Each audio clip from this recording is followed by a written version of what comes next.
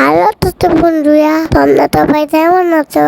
আমি অনেক ভালো আছি। তামু বাতায় ডোনাট বানাতে আমার ডোনাট অনেক পছন্দ।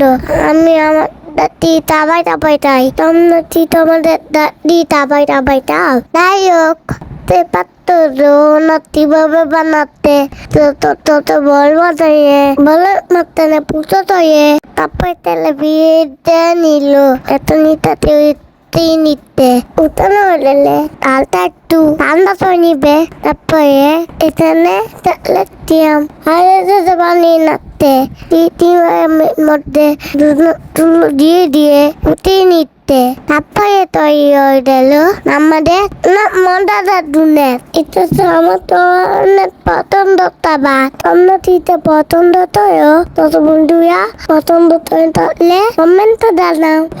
মতো বিদায় নিচ্ছি। আল্লাহ হাফেজ।